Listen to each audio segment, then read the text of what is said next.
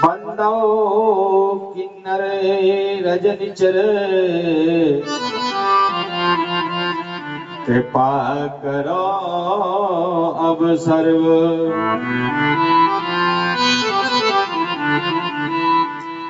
बरसाने की श्री राधिका और नंदगाम के श्याम इन दोनों के चरणन में मेरा बारंबार प्रणाम मेरा बारंबार प्रणाम। बोले श्री गुरुदेव भगवान की, बोले श्री बांके बिहारी लाल की जय, बोले श्री राधा कृष्ण भगवान की जय, बोले श्री राधा सर्वेश्वरी सरकार की जय। जय जय श्री राधे।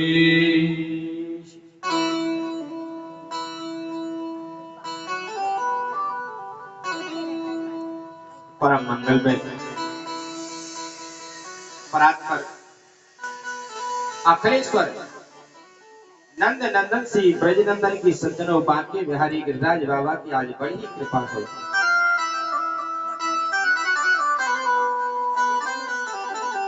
कि आज हम लोग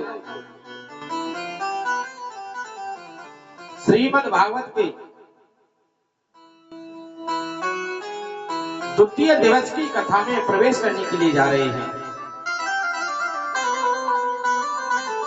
बड़े ही अमृतमय कथा है।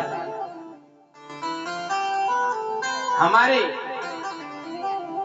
जीवन से जुड़े हुए जो भी महाराज कष्ट है, बाधा है, रोग है, दोष है, सबका विनाश करने वाली है और घर में आनंद ही आनंद करने वाली है। ये अमृतमयी कथा है। आइए इस कथा में प्रवेश करने से पहले भगवान का दो गुणगान करते हैं, गोविंद नाम का कीर्तन करते हैं। बड़े भाव से, बड़े प्रेम से सभी लोग करेंगे। जी जय राधा रमण हरि बोल, जय जय राधा रमण हरि बोल, रमण हरि बोल, जय जय राधा रमण हरि बोल, जय जय राधा रमण हरि बोल, जय जय राधा रमण हरि बोल, जय राधा रमण हरि बोल, जय जय राधा रमण हरि बोल, हरि बोल हरि बोल हरि बोल, जय जय राधा रमण हरि बोल, जय राधा रमण हरि बोल, जय जय राधा रमण हरि बोल, जय जय राधा रमण हरि बोल, जय जय राधा रमण हरि बोल, जय जय राधा रमण हरि बोल, जय जय राधा रमण हरि बोल, जय जय राधा रमण हरि बोल, जय जय राधा रमण हरि बोल, राधा रमण हरि बोल, जय जय राधा रमण हरि बोल।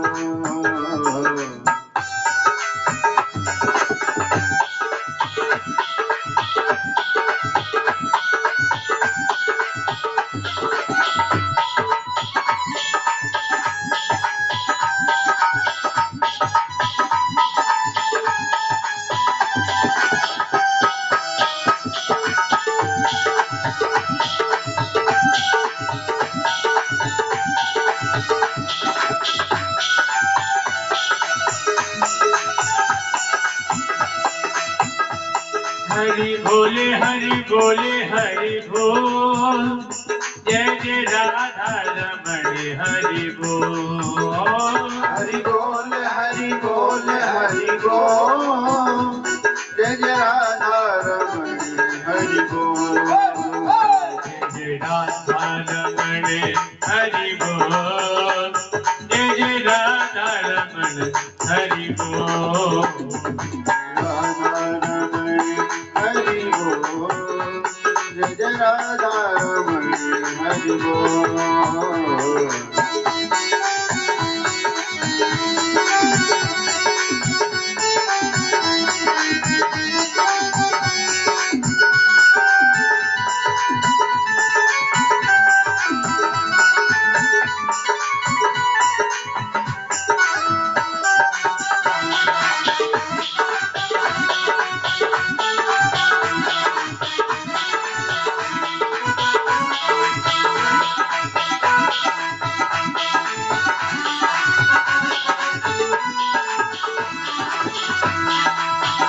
हरि बोल हरि बोल हरि बोल, जय जय राधा रमण हरि बोल।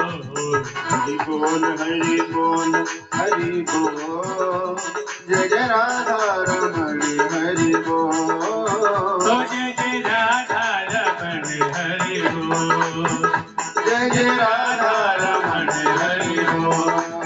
जय जय राधा रमण हरि बोल, ओ जय जय राधा रमण हरि बोल। हरि बोल।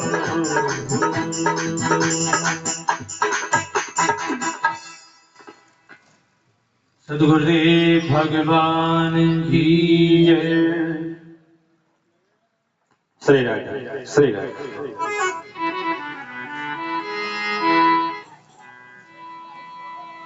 श्री राधे।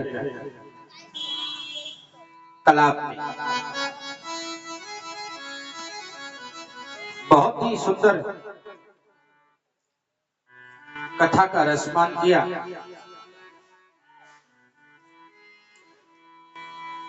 और कलश यात्रा की बहुत ही आनंद लिया। ये श्रीमद् भागवत की कथा सज्जनों,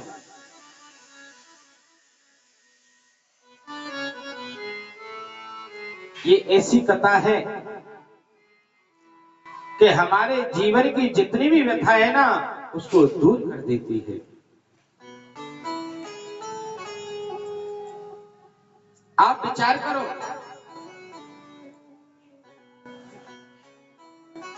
धुंधकारी कितना बड़ा महाकल था। अरे जिसने अपने माता पिता की सेवा नहीं की, कभी कोई सत्कर्म नहीं किया,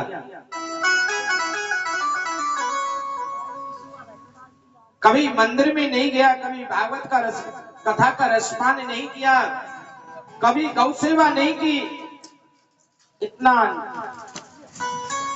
गलत कर्म में लिप्त हो गया और यहां तक कि महाराज मरने के बाद में वो प्रेत बन गए।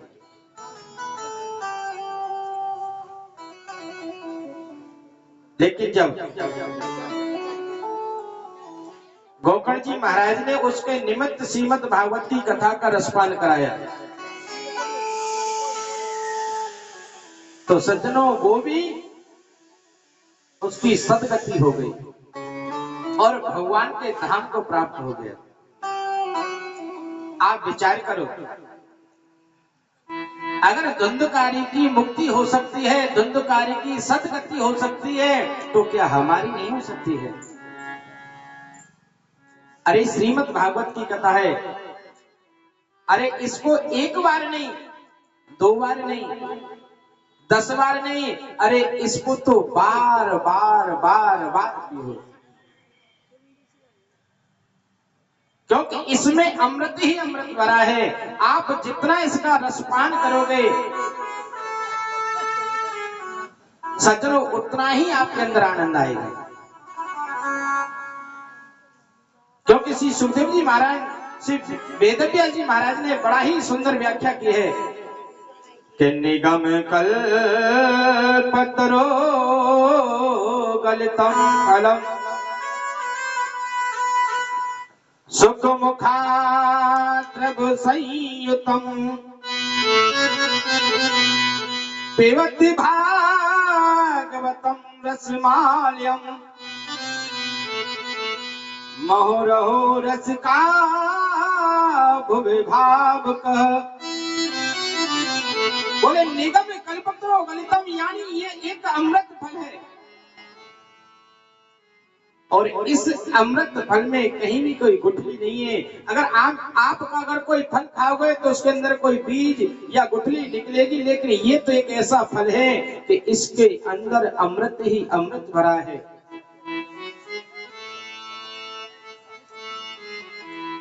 और व्यास जी महाराज ने तो ऐसी व्याख्या की है कि उन्होंने ये नहीं कहा कि श्रवण भागवतम यानी कथा को श्रवण करो, उन्होंने तो ये कहा है कि पिबत भागवतम रसमाल्यम महोरहो रसिका भुवि भावुक। बोले एक बार नहीं, बार बार इसका रसपान करो,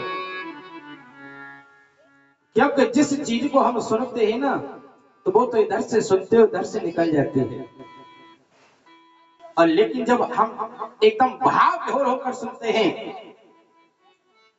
इधर उधर की कोई चर्चा नहीं करते हैं, बीच में बात नहीं करते हैं, हंसी मजाक नहीं करते हैं, टटोला नहीं करते हैं, तो सज्जनों जो तन में होकर जो श्रवण की जाती है ना तो वो सुनी नहीं जाती, वो अंदर पी जाती है।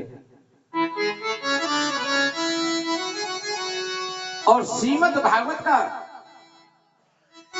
फल हमको तभी प्राप्त होगा जब हम तन में होकर इसको भाव विभोर श्रवण करेंगे, पान करेंगे। अगर कोई भजन आता है तो उसे भाव विभोर आनंद लेंगे, कीर्तन होता है तो भाव विभोर, लेकिन कभी भी कथा में हंसी मजाक नहीं करेंगे। और अगर आप ऐसा करते हो तो सज्जनों आप कथा सुनने नहीं, आप यहाँ से पुण्य कमाने नहीं आए हो, आप यहाँ से पाप कमा के ले जाओगे, क्योंकि आपने अपना तो धर्म नष्ट किया ही किया है। जिस पड़ोसी से आप ऐसी वार्ता कर रहे हैं उस पड़ोसी का भी तुम्हें धर्म नष्ट किया है, तो उसका भी पाप आपके सिर पर लग जाएगा। बोलो राधे राधे। इसलिए आप भी सुने भाव से और दूसरे को भी विविधान न डालकर उसको भी सुनने दे बड़े भाव से। बोले भैया इसको एक बार नहीं, बार बार नहीं, अरे इसको तो 1000 बार सुनना चाहिए। अरे आप विचार करो, अरे जैसे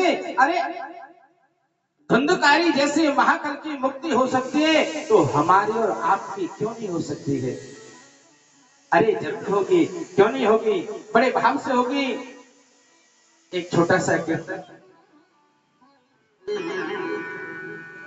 मेरा गोपाल गिरधारी जमाने से निराला है, मेरा गोपाल गिरधारी जमाने से निराला है, मेरा गोपाल गिरधारी जमाने से निराला है, मेरा गोपाल गिरधारी जमाने से निराला है, रंगीला है रसीला है, न गोरा है न काला है, रंगीला है रसीला है, न गोरा है न काला है, रंगीला है रसीला है, न गोरा है न काला है, रंगीला है रसीला है, न गोरा है न काला है, मेरा गोपाल गिरधारी जमाने से निराला है, मेरा गोपाल गिरधारी जमाने से निराला है, मेरा गोपाल गिरधारी जमाने से निराला है, मेरा गोपाल गिरधारी जमाने से निराला है, रंगीला रंगीला है रसीला है न गोरा है न काला है। रंगीला है रसीला है न गोरा है न काला है। रंगीला है रसीला है न गोरा है न काला है। रंगीला है रसीला है न गोरा है न काला है। मेरा गोपाल गिरधारी जमाने से निराला है। मेरा गोपाल गिरधारी जमाने से निराला है।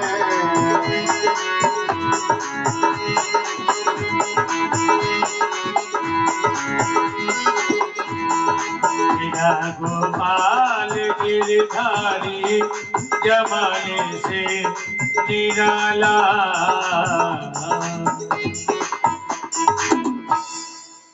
बोले श्री बांके बिहारी लाल की जय।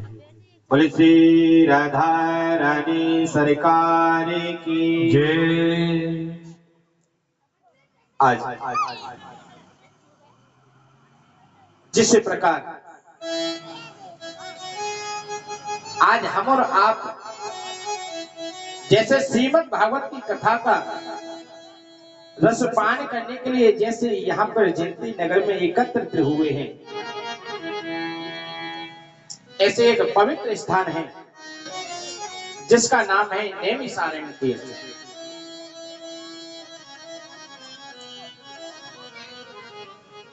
और उस स्थान पर हमारा 88,000 ऋषि मुनि विराजमान है।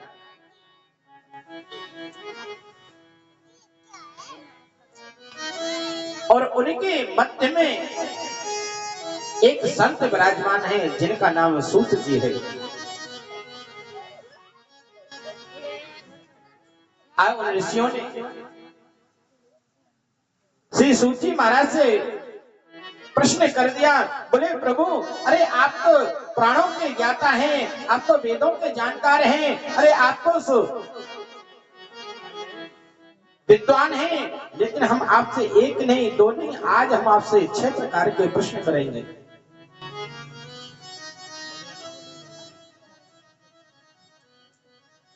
बोले महाराज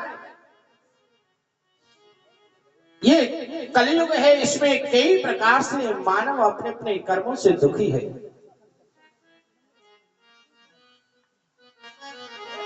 बोले महाराज पहला प्रश्न हमारा आपसे यह है कि मानव के लिए धर्म कौन सा श्रेष्ठ है?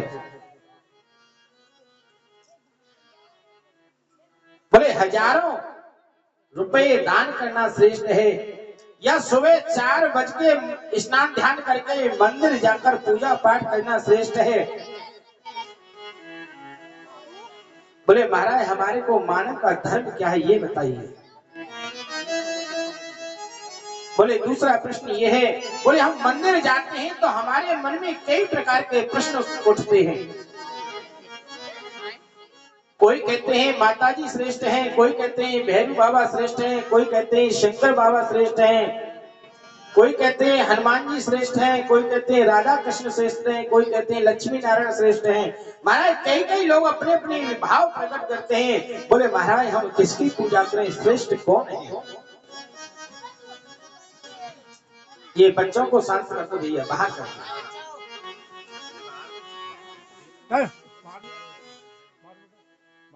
बोले महाराज तीसरा प्रश्न हमारा ये है कि वेद में परमात्मा का नाम अजन्मा है और अजन्मा तो वही होगा जिसने कभी जन्म नहीं लिया।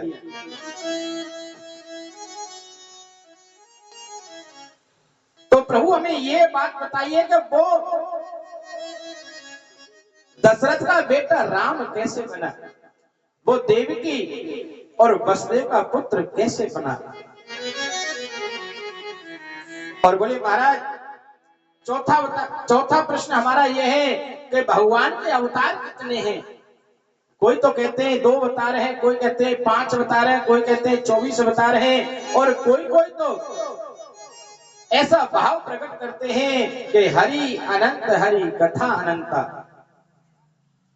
बोले महाराज, बोले अंतिम प्रश्न हमारा यह है कि जब भगवान श्री कृष्ण का अवतार हुआ है तो उस समय भगवान ने कहा है कि मैं धर्म की स्थापना करूंगा। तो महाराज ये हमारे को बताओ कि जब धर्म भगवान अपनी लीला को संपन्न करके अपने धाम को चले गए तो वो धर्म किसकी शरण में गया?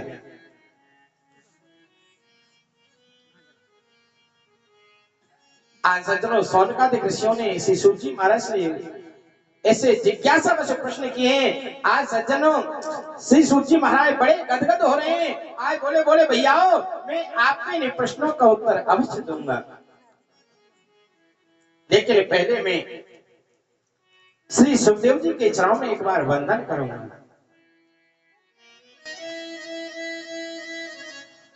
एक दिन गोलोक धाम में किशोरी राधा के गोद में श्री सुखदेव जी एक तोता का रूप धारण करके और किशोरी राधा के गोद में खेल रहे थे। किशोरी राधा जी ने कहा, बोले सुखदेव,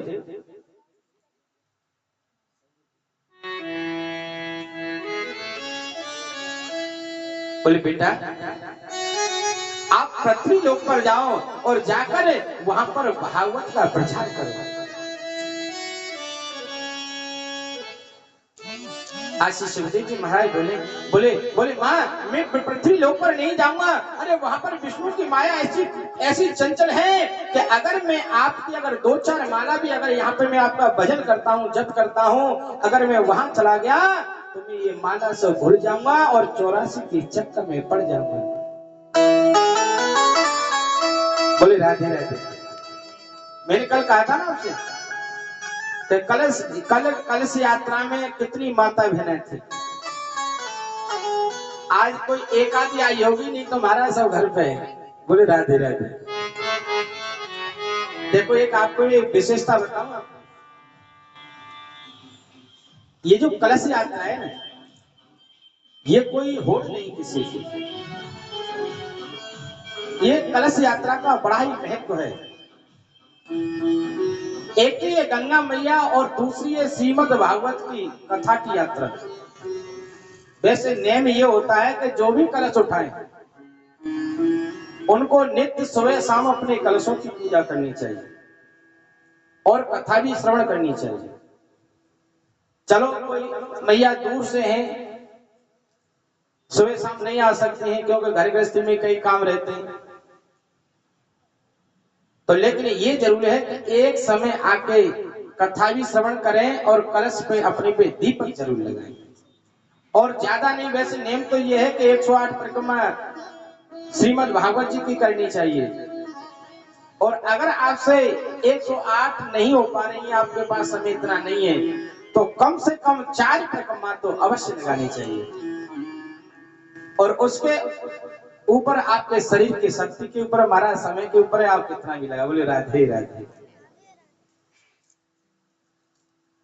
ऐसे थोड़ी है कि महाराज कलश उठा लिया और पटक गए और जिस दिन लास्ट वाले दिन ले गए। कहीं कहीं तो मैया मैंने ऐसी देखी को लेने भी नहीं आती। बोले राधे राधे। कहा अड़ोसी पड़ोसी से कह देती, बोले हमारे ले आना।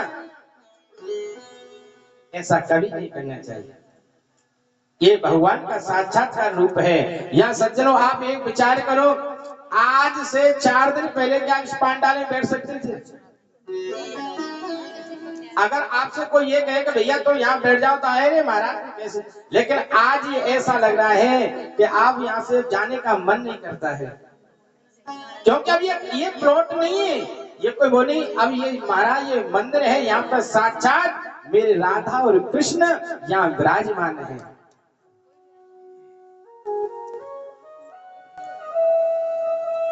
तो इसलिए जो भी मैया है कथा जिन्होंने भी कलश धारण किया है, अगर आपके जो भी परिचय है सबसे कहना कैसे भी थोड़ा बहुत समय निकालकर कथा श्रवण जरूर करें। आगे पीछे ये काम है ना गृहस्थी का, ये तो चलता रहेगा, लेकिन ये अमृतमयी गंगा है ना, इसमें तो महाराज डुबकी लगाने का कभी कभी मौका प्राप्त होता है। और सज्जनों, मैं तो ये कहता हूँ कि ये जो जयंती नगर वासी है ना, ये तो महाराज मैं तो ये कह रहा हूँ कि भगवान जाने इन्होंने कितने पुण्य किए हैं कि हर साल गंगा इनके यहाँ पे बहती है। बोले राधे राधे। नहीं महाराज, ऐसे ऐसे जगह हैं कि जिंदगी निकल गई लेकिन कथा को उनको मौका प्राप्त नहीं हुआ है। आप ये समझो, आप बहुत बड़े भाग्यशाली हैं कि आपको ऐसी रसमयी कथा का अमृत का पान मिल रहा है। और अगर इस अमृतमयी कथा का पान न करके और अगर हम सोने में अगर अपना जीवन व्यर्थ कर दिया, बातों में अपना जीवन व्यर्थ कर दिया, तो सज्जनों आप समझ लो कि आपने अपनी मानव तन को जैसे आया है ना वो व्यर्थ कर दिया है।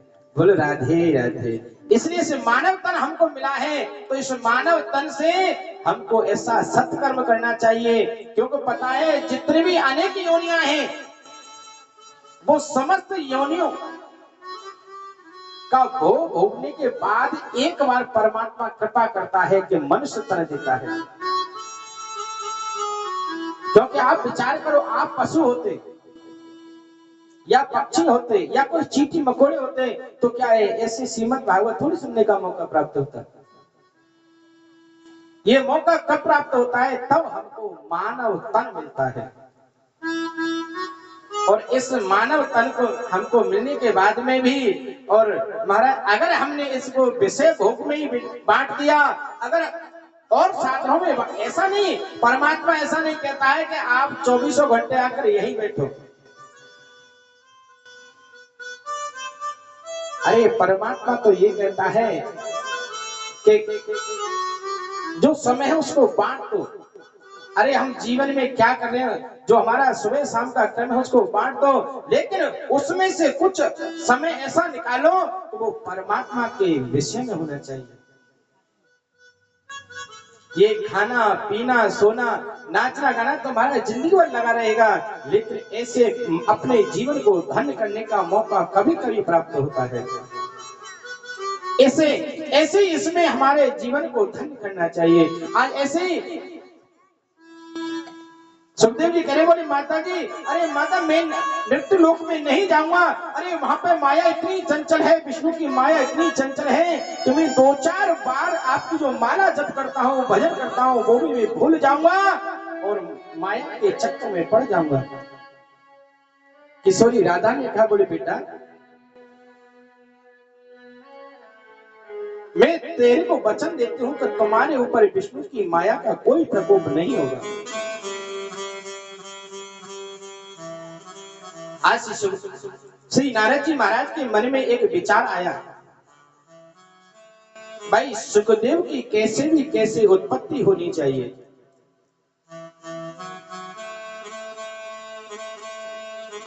बोले कैसे हो? बोले ऐसा कोई ऐसा नाटक करता हूं, बोले सुखदेव की उत्पत्ति हो जाए। आज सज्जनों कैलाश पर्वत पर मेरे नारद जी गए हैं, और जैसे ही कैलाश पर्वत गए हैं और वहां पर रहते हैं मेरे भोले बाबा शंकर और माता पार्वती। आज जो नारद जी तो एक नाटक कर रहे हैं, माता पार्वती जी के पास पहुंच गए। माता पार्वती ने नारद जी का बड़ा ही स्वागत किया। आज नारद माता जी बोले नारद, बोले आजकल क्या बात है, आजकल आप आते नहीं है, बहुत दिनों में आए हैं। बोले माता जी क्या करें आके, अरे आजकल कहीं प्रेम नहीं है, दिखावट रह गई है। बोले ऊपर से तो बड़ा प्रेम कर मान दिखाते हैं, लेकिन अंदर से सब काले रहते हैं, इसलिए माता जी कहीं आना जाने का मन नहीं करता है। बोले नहीं नारद ऐसी बात नहीं है। बोले मेरे भोले बाबा तो आपसे इतना प्रेम करते हैं मेरे से कि मेरे से कोई बात छुपाते नहीं है। नारद जी ने कह दिया तो बोले बता, बोले वो तो बात ठीक है, लेकिन माता जी तो आपको ये भी बताया होगा। बोले आप उन्होंने भोले बाबा ने जो अपने कंठ में माला पहन रखी है वो किसकी माला है?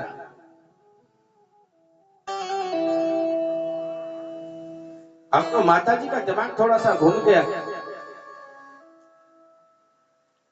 बोले नारद जी एक बात बताऊं, वैसे मेरे नाथ ने मेरे से आज तक कोई बात नहीं छुपाई है, लेकिन मैं सत्य कहती हूँ कि आज तक मेरे को ये तो कभी बात बताई नहीं कि ये माला किसकी है। राम राम नारद जी बोले नारायण नारायण। अरे माता जी आप कहते हो हमसे छुपाई नहीं बात। और जिस माला को जिसने 24 घंटे पहन कर रखता है और उस माला के बारे में नहीं बताया, बोले राम राम नारायण नारायण करते हुए सजनों बोले माता जी आप जानो आपका काम जाने हम तो चल दिए। आज सज्जनों नारद जी वहां से चल देते हैं, शंकर भगवान के पास गए, बोले बाबा आपको माता जी बुला रही हैं। शंकर भगवान बोले नारद जहाँ आपका आगमन हो गया तो वहां तो अवश्य बुलाएंगे, क्योंकि ये मेरे नारद जी का सुखदेव को प्रकट करने का एक साधन था।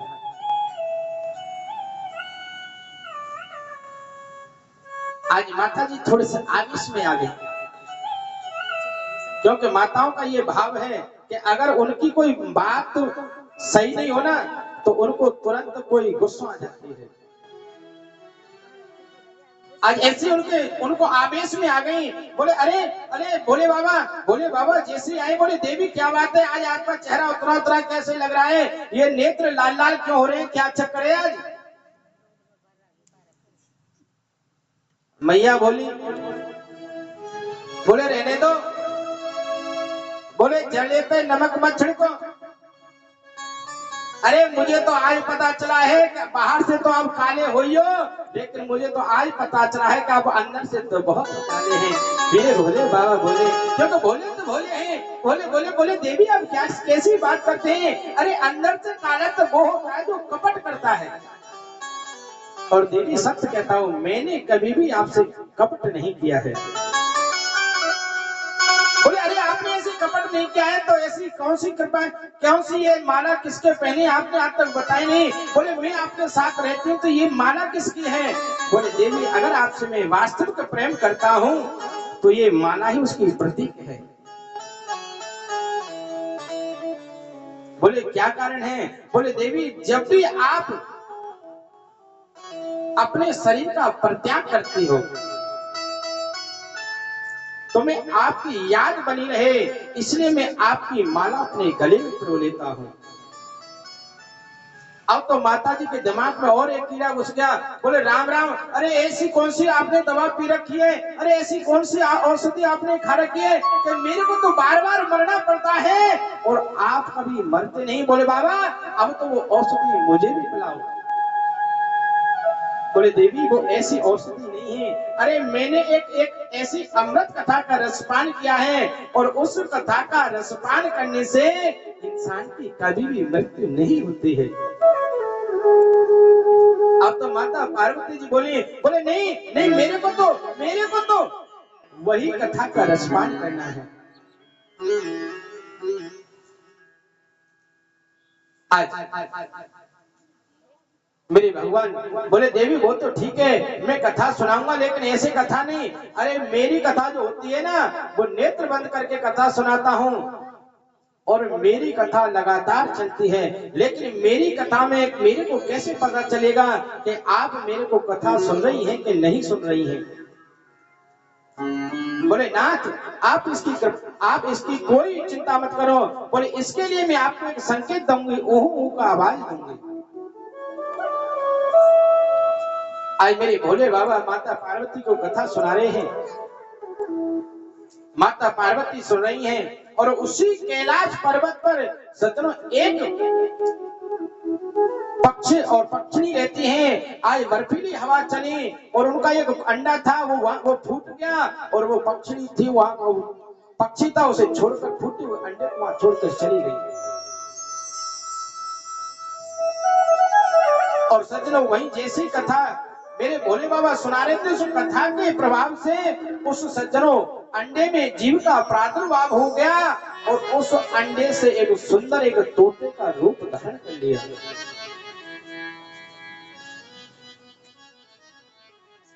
आज सज्जनों जैसे तोता का रूप धारण किया, आज माता जी को 3 दिन की कथा सुनी, तीसरे दिन थोड़ा सा थकान हो गई और चौथे दिन माता जी को सज्जनों थोड़ा सा थकान के कारण झपकी लग गई, नींद आ गई।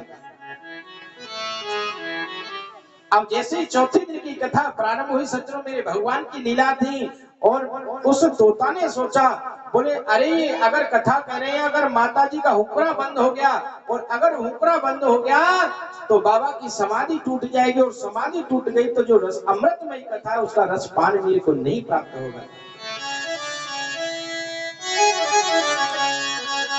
बोले कोई ऐसी कृपा करूं। ऐसे जो माता पार्वती की आवाज में हुंकारा भरना उस तोता के पक्षी ने कर दिया शुरू। आज जैसे कथा का विराम हुआ, सप्तम दिवस में आज जोर से जयकार लगाए, बोले श्री वाके बिहारी लाल की जय हो। आज जयकार लगाया, माता पार्वती की नींद खुल गई। बोले राम राम, बोले भोले बाबा, बोले हाँ, बोले क्या हुआ, बोले मेरे को तो झपकी बोले कहते हुंकारा कौन भर रहा है। आज भोले बाबा ने चारों तरफ देखा, कोई नहीं दिखा, लेकिन क्या देखते हैं कि एक वृक्ष खड़ा है और उस वृक्ष के ऊपर एक तोता पक्षी बैठा है। हरि कथा सुना रहे पार्वती को शिव शंकरी भगवान, और सुनते सुनते अमर कथा के बंदी हो गए कान, उमा के पड़ गयो सोता, कीड़ा दे गयो तोता, उमा के पड़ गयो सोता, कीड़ा दे रयो तोता। कथा सुना रहे पार्वती को शिव शंकरी भगवान, कथा सुना रहे पार्वती को शिव शंकरी भगवान। सुनते सुनते अमर कथा को बंद हो गए कान, उमा के पड़ गयो सोता, कीड़ा दे रयो तोता, उमा के पड़ गयो सोता, कीड़ा दे रयो तोता।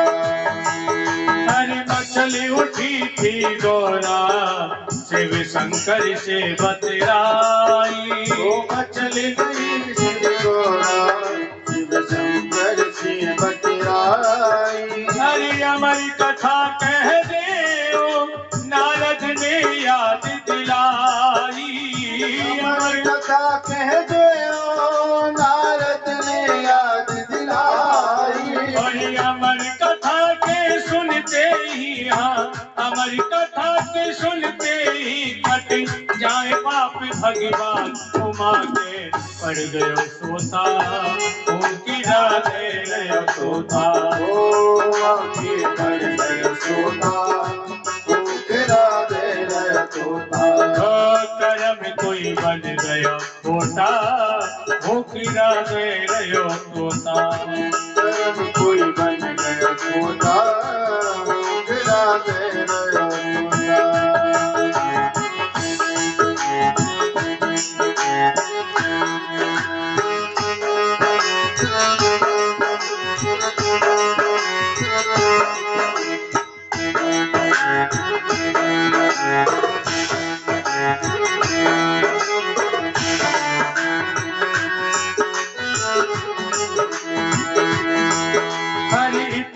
सुन शिव शंकर गोरा को लगे मनाने, इतनी सुन शिव शंकर गोरा को लगे मनाने। अरे सुन लियो चितलाई शिव लागे कथा सुनाने, सुन लियो चितलाई शिव शंकर लगे सुनाने। करवायो संकल्प उमा पे, करवायो संकल्प उमा पे, बैठे आसन मार जल को भर लियो लोटा, उमा के पड़ गयो सोता, कीड़ा दे रयो तोता, उमा के पड़ गयो सोता।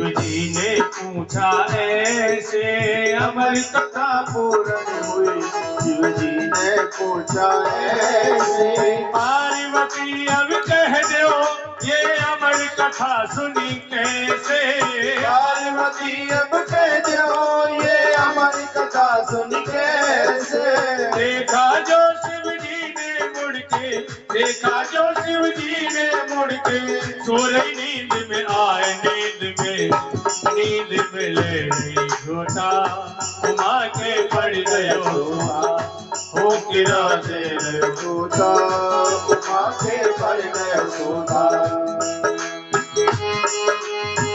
श्री राधे बोले बोले बाबा की जय हो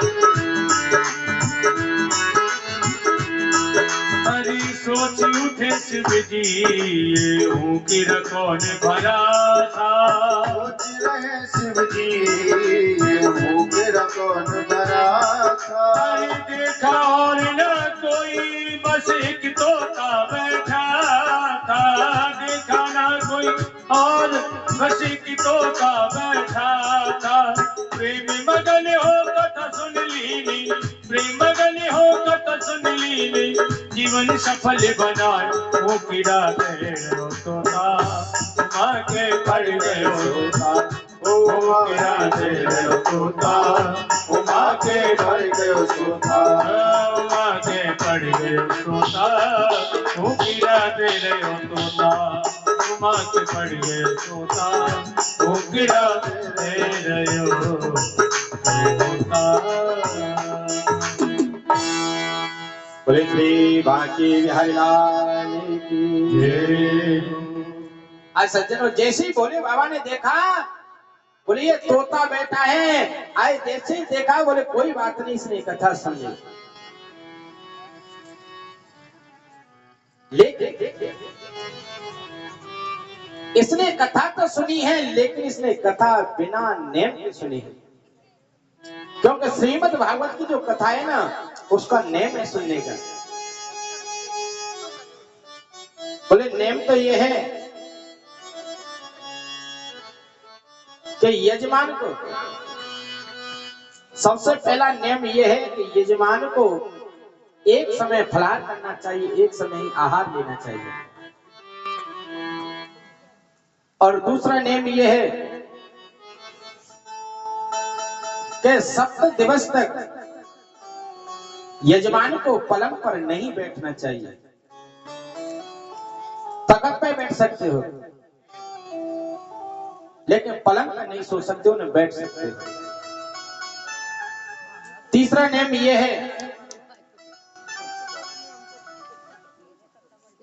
कि महाराज छोट कर्म नहीं करना चाहिए कभी दाढ़ी मूछ नहीं बनवाना चाहिए ब्रह्मचर्य का पालन करना चाहिए और ये भी नियम है कि श्रीमद् भागवत का सामने बैठकर और सुख आसन यानी पालती मारकर बैठकर ही कथा श्रवण करना चाहिए लेकिन आजकल क्या है घोटों में बड़ी दिक्कत है बोले राधे राधे अब महाराज पालती मार के बैठने हमसे कई बार कई लोग कहते हैं कई माताएं कहते हैं बोले बाबा एक बात तो आप जब से बैठते हो उसके बाद न तो इधर हिलते हो न इधर हिलते हो एक जगह बैठते हो ऐसी कहां से शक्ति आती है मैं ये सब ठाकुर की शक्ति देता है लेकिन पैरों में दिक्कत है कोई बात नहीं जिस प्रकार आप बैठ सको और कथा में मन लगे क्योंकि आप पालती मारो को पैरों में दर्द होगा तो कथा की ध्यान नहीं जाएगा और दर्द पर ध्यान जाएगा बार बार लेकिन एक नियम है कभी भी कथा श्रीमद् भागवत की अपने घोटू को खड़ा करके जिस प्रकार के सामने मैया बैठी है ना इस प्रकार से घोटू को बैठ के और इस प्रकार से बांध के कभी कथा नहीं सुननी चाहिए अगर आपके पैरों में दिक्कत है, कुर्सी है, चेयर है, इसमें लोग बैठ जाओ, कोई भी दिक्कत नहीं है, लंबे पैर कर लो, लेकिन कभी भी घोटों को बांधकर कथा नहीं सुननी चाहिए, क्योंकि इस आसन को दरिद्र आसन कहते हैं। अगर इस आसन से अगर देवराज भी अगर इस कथा का रसपान करेगा ना, तो उसका भी समय अच्छा नहीं होगा। आप कुर्सी पे बैठ के सुन सकते हो, लंबे पैर कर लो, लेकिन ये ध्यान रखो कभी भी अपने घुटनों से बांधकर खड़े करके कथा कभी नहीं श्रवण करो, क्योंकि ये दरिद्र आसन होता है। आज ऐसे शंकर जी करें, बोले और तो कोई बात नहीं, लेकिन इस पक्षी ने कथा सुनी, बहुत अच्छी बात है, लेकिन इस पक्षी ने कथा बिना नियम के सुनी, नियम व्रत सुनिए, क्योंकि इसने भागवत मंच से ऊपर आसन लगा के जब कथा सुनी है। बोले इसको ये दंड का अधिकारी है। आज सज्जनों, मेरे भोलेनाथ कैलाश पर्वत से अपने त्रिशूल को उठाया और उस पक्षी को मारने के लिए दौड़े हैं। और सज्जनों, जैसे कैलाश से नीचे उतरते हैं तो नीचे महाराज बद्रीनाथ धाम पड़ता है, और वहीं पर वेदव्यास जी महाराज की कुटिया है, और उनकी पत्नी का नाम बटका रानी है। आज बटका रानी कहने लगी वेदव्यास जी से, बोले महाराज बुढ़ापा आ गया, लेकिन अभी तक कोई बच्चा बच्ची नहीं हुई। व्यास जी बोले देवी किस लिए मन में चिंता करते हो? अरे भगवान जब कृपा करेगा ना, खूब कृपा होगी। ये देखो भगवान की कृपा है। एक हमारे जजमान है, माली कोठी पर रहते हैं, जिनका नाम राम खिलाड़ी है। पिछली साल 2 साल पहले उन्होंने कथा भी कराई थी हमारी। आज देखो भगवान की ऐसी कृपा हुई कि बहुत प्रयास किए, सब प्रयास फेल हो गए, लेकिन उन्होंने भगवान के ऊपर छोड़ दी। और आज सत्य बता रहा हूं कि आज से 2 दिन पहले ही भगवान के यहाँ 2 रत्नों की प्राप्ति हुई उनको। बोलो राधे राधे। 2 पुत्र रत्न प्राप्त हुए एक साथ। जब भगवान देता है तो ऐसे ही देता है। आज ऐसे व्यास जी कह रहे, बोले देवी मन में क्या विचार है? आज ऐसे कह रहे थे, आज सुखदेव जी महाराज ऊपर से उड़ते हुए आ रहे थे और शंकर जी पीछे आए और बटका रानी वहां बैठी, ऐसी चर्चा मन में भाव आया था, तो उनको जोर से उबासी आई, और वो सुख पक्षी है ना, तुरंत उस माता के मुख में होके कंठ में होके सीधा गर्भ में चला गया। बोले श्री सुखदेव जी महाराज की जय। आए सुखदेव जी महाराज, बोले बाबा आए, बोले बाबा ने चारों तरफ खूब देखा, लेकिन उनको कहीं नहीं मिला। आज श्री सुखदेव जी महाराज और बटका रानी के गर्भ में आ गए हैं। 12 वर्ष तक जिन्होंने गर्भ में वास किया, और 12 वर्ष के बाद जब जन्म लिया तो सब जन्म लेते ही वन की ओर चले गए। ऐसे सोची महाराज कहते हैं, बोले भैया अब मैं आपको 6 प्रश्न है ना, उन 6 प्रश्नों के अब उत्तर दूंगा। बोले आपने सबसे पहले प्रश्न किया था कि मानव के लिए परम धर्म क्या है? बोले भैया मानव के लिए परम धर्म है कि मेरे राधा माधव, मेरे सीताराम में हनुमान जी उनके इच्छाओं में निष्काम भक्ति रखनी चाहिए, क्योंकि परमात्मा को पता है कि हमारे को किस वस्तु की आवश्यकता है, परमात्मा हमारे को देगा, परमात्मा अवश्य देगा। निष्काम भक्ति होनी चाहिए। बोले दूसरा आपने प्रश्न किया था कि हम मंदिर जाते हैं, मंदिर में श्रेष्ठ कौन है, किसकी पूजा करें? बोले भैया पूजा तो सबकी करो। बोले सभी देव वंदनीय हैं, लेकिन जो हमारा इष्ट है उसके प्रति आस्था ज्यादा होनी चाहिए, क्योंकि शास्त्रों में ऐसा वर्णन आता है कि एक साधे सब सदे और सब साधे सब जाने। अरे अगर आपने एक को पकड़ लिया है तो आपको फिर दूसरे की पकड़ने की जरूरत नहीं पड़ेगी। परमात्मा वहीं से आपको नैया पार लगा देगा। बोले महाराज आपने तीसरा प्रश्न किया था, बोले भगवान अजन्मा है तो उनका जन्म कैसे हुआ? बोले भैया जब जब इस पृथ्वी पर पाप कर्म बढ़ते हैं और उन पाप कर्मों को, उन पापियों को दंडित करने के लिए मेरे भगवान अवतार लेते हैं। मेरे भगवान जन्म नहीं लेते, मेरे भगवान अवतार लेते हैं। और गोस्वामी तुलसीदास जी ने बहुत ही सुंदर रचना की है कि जब जब हुए धर्म की हानि, जब जब होए धर्म की हानि, जब जब हो धर्म की हानि, जब जब होए धर्म की हानि, बाढ़े असुर महाअभिमानी, बाढ़े असुर महाभिमानी, श्री राम जय राम जय जय राम, श्री राम जय राम जय जय राम, श्री राम जय राम जय जय राम, श्री राम जय राम जय जय राम। तब तब धरे प्रभु विविध शरीरा, तब तब धरे प्रभु विविध शरीरा, तब तब धरे प्रभु विविध शरीरा, तब तब धरे प्रभु विविध शरीरा, हरहि कृपानिधि सज्जन पीरा, हरि कृपानिधि सज्जन पीरा, श्री राम जय राम जय जय राम, श्री राम जय राम जय जय राम, श्री राम जय राम।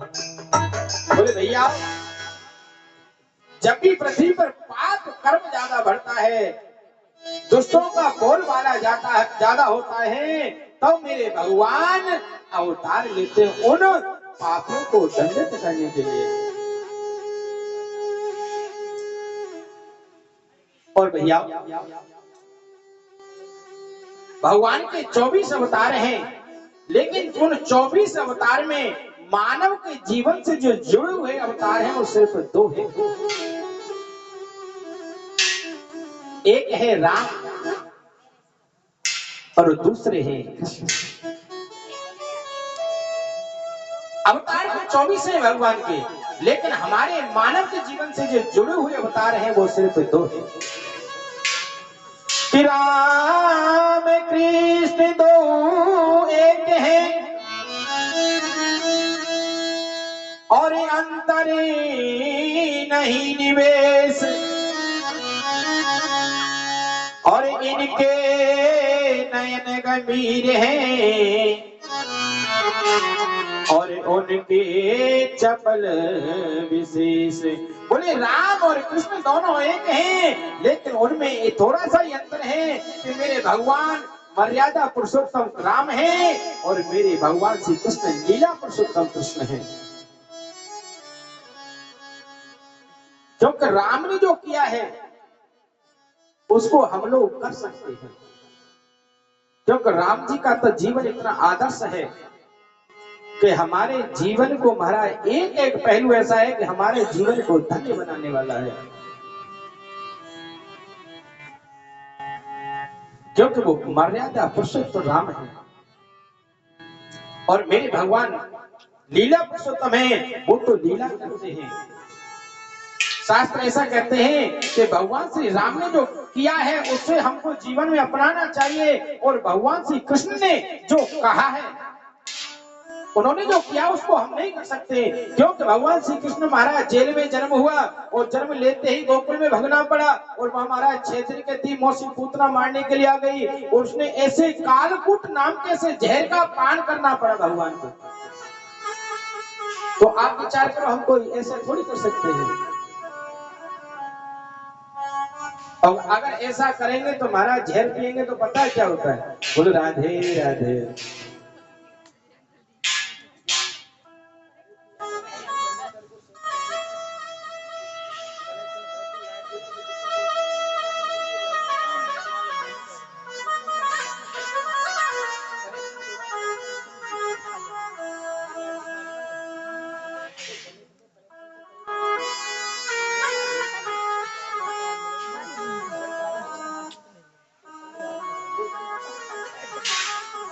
श्री राधा श्री राधा। बोले श्री राधा रानी की जय बोले श्री बांके बिहारी लाल की जय। ये देखो माया ही तो है, क्या है। कथा कर रहे थे, कथा से मन कहाँ भटक गया। ये कलयुग की माया है सज्जन।